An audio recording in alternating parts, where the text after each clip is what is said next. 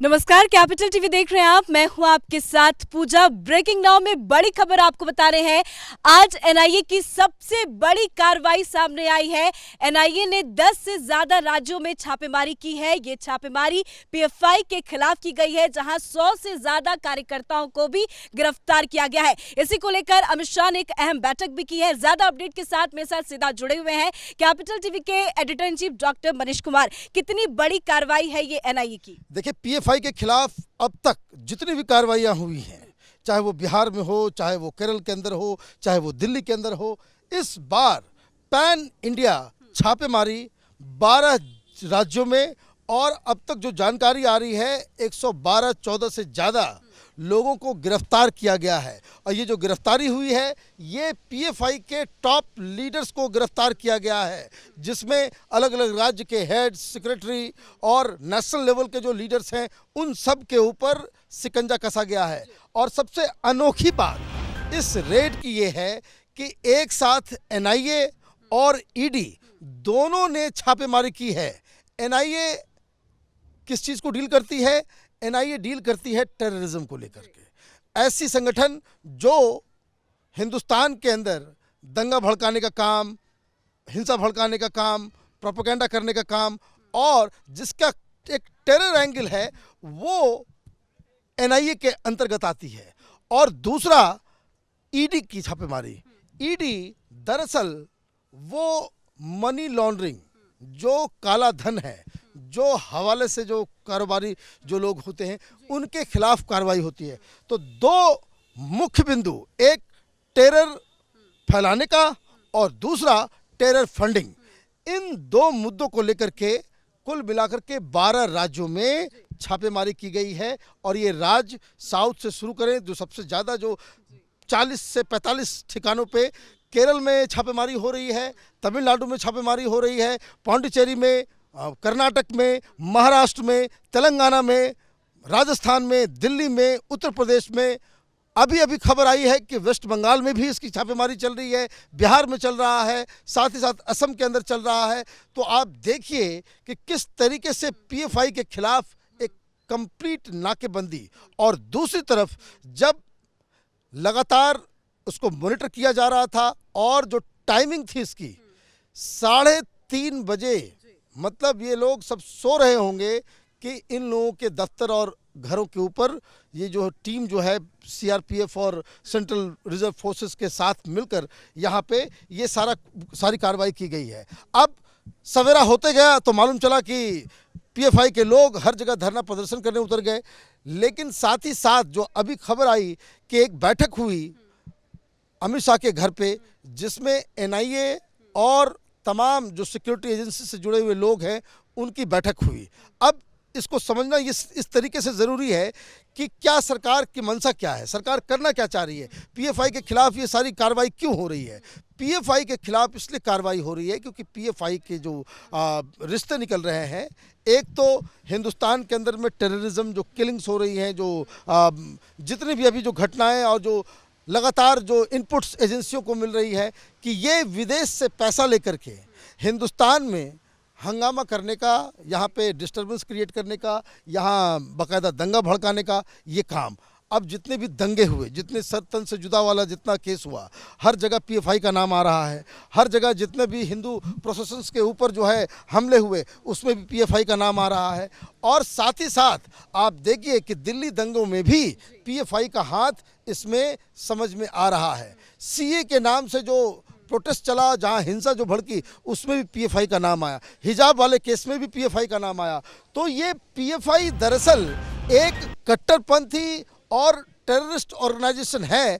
कई राज्यों में इनके खिलाफ कार्रवाई की गई है, और केंद्र की सरकार जो इनपुट्स वहाँ से मिल रही कि जो आज मीटिंग में जो तय हो रहा है, वो ये तय हो रहा है कि कितना जल्दी इस पीएफआई को नेशनल लेवल पे बैन किया जाए, ताकि इसकी गतिविधियां, साथ ही साथ इसके लीडर्स, इनको सलाखों के पीछे भेजा जाए।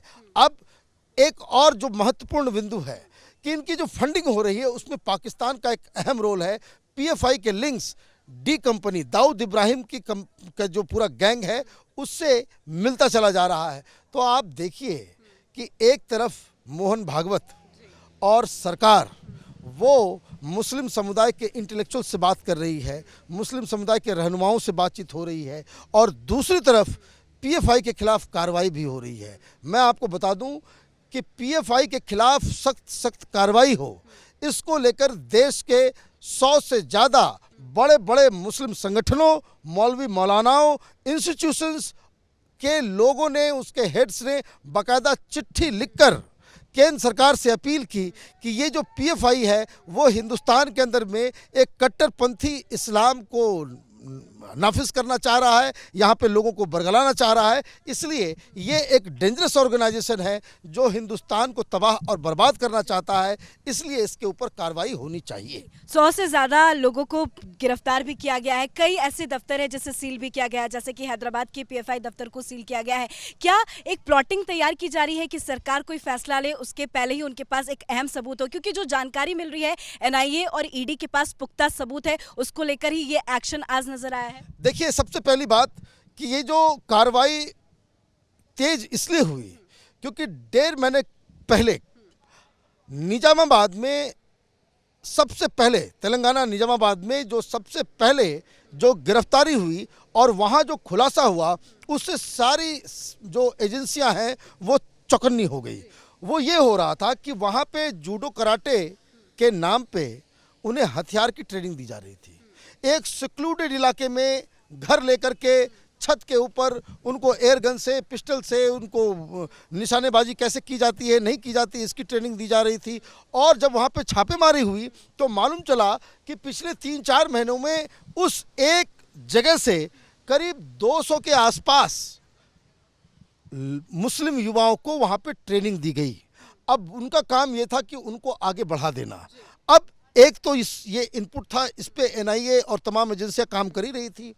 दूसरा जो बड़ा, जिसको कह सकते हैं कि एकदम झटका लगा पूरे देश को, वो तब लगा जब पटना के फुलवारी शरीफ में प्रधानमंत्री का दौरा था और ठीक वही सारे लोग जो 2014 में प्रधानमंत्री के कार्यक्रम में बॉम्ब विस्फोट, सीरियल ब्लास्ट जिन लोगों ने किया था, वहाँ फुलवारी शरीफ में वहाँ पे छापेमारी होती है।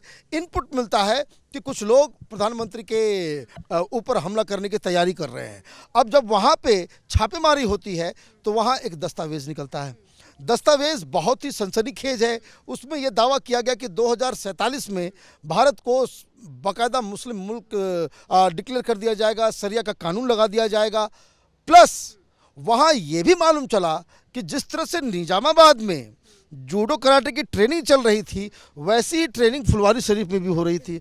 और वहाँ पे जो नाम और नंबर मिले कि किन किन लोगों ने ट्रेनिंग लिया, तो एनआईए की दूसरी सबसे बड़ी कार्रवाई बिहार में हुई थी, जब 26 जिलों में एक साथ एनआईए ने उन तमाम लोगों को धरपकड़ किया। और वहाँ से ये जानकारी मिली कि ये लोग जो 26 जिलों में फैले हुए हैं, जो फुलवारी शरीफ से ट्रेनिंग लिए, अब वो ट्रेनिंग कहीं और हो रहा है। अब ये समझिए कि ये तो अगर इसे रोका नहीं गया, अगर इसे बाकायदा इस पे रिस्ट्रेन नहीं किया गया, इसे बैन नहीं किया गया, तो बिहार में जो आंकड़े आए कि अब तक वो 15,000 पीएफआई ने युवाओं को आतंक की ट्रेनिंग दे दी है, उनको बाकायदा जिहादी बना दिया है।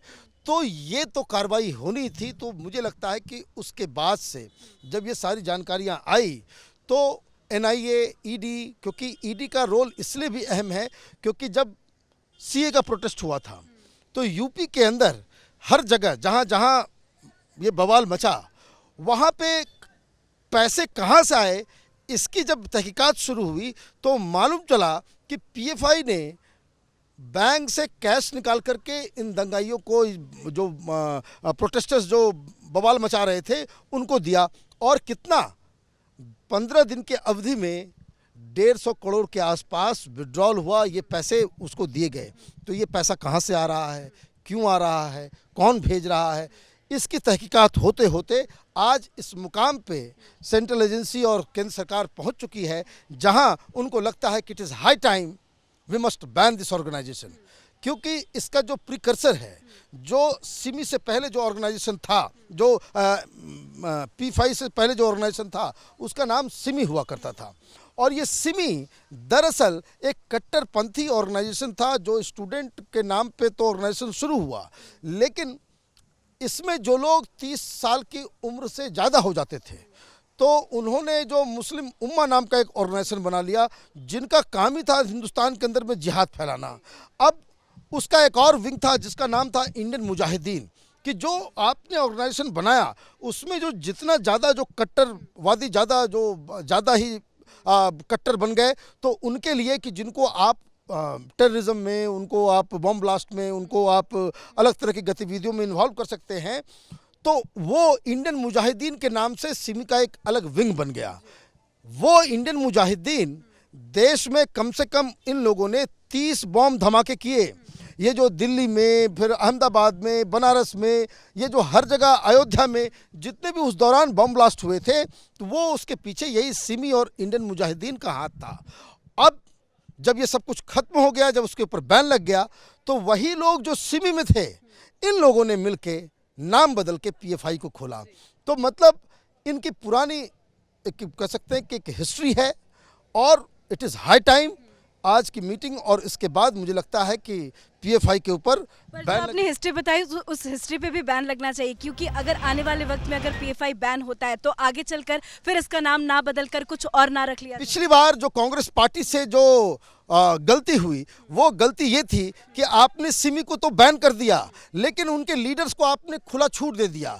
अब ये लोग, अब जैसे मैं आपको बताऊं, ये उमर खालिद जो जेल के अंदर है दिल्ली दंगों में, उसके father, he is one of the, जिसको कह सकते हैं कि फाउंडिंग मेंबर्स ऑफ सिमी। अब ये इस तरह के लोग, और बेटा जो है वो पीएफआई के लिए काम कर रहा है, तो ये आप समझिए कि अगर आप किसी संगठन के नाम को बैन कर देते हैं और उनके लोगों को आप छोड़ देते हैं, तो ये फिर से अपने तरीके से कोई दूसरे नाम से आ जाएंगे। तो मुझे लग रहा है कि जो आज गिरफ्तारियां हुई हैं, जिस तरीके से एक्शन में केंद्र सरकार, अमित शाह नजर आ रहे हैं, एक बड़ा एक्शन लेना बहुत जरूरी है। बड़ा action, immediately this organisation must be banned. धन्यवाद अपडेट के लिए। तो आज की सबसे बड़ी खबर यही है कि पीएफआई के खिलाफ एनआईए का सबसे बड़ा एक्शन नजर आया है। 10 से ज्यादा राज्यों में पीएफआई के खिलाफ एनआईए ने छापेमारी की है, जहां से कई पुख्ता सबूत मिले हैं। कई पीएफआई के दफ्तर को सील भी किया गया है, और उसी के साथ साथ कई पीएफआई से जुड़े बड़े बड़े नेताओं को गिरफ्तार भी किया गया है। इस बड़ी खबर में मेरे साथ फिलहाल इतना ही। कैमरा पर्सन अशोक के साथ मैं पूजा, कैपिटल टीवी।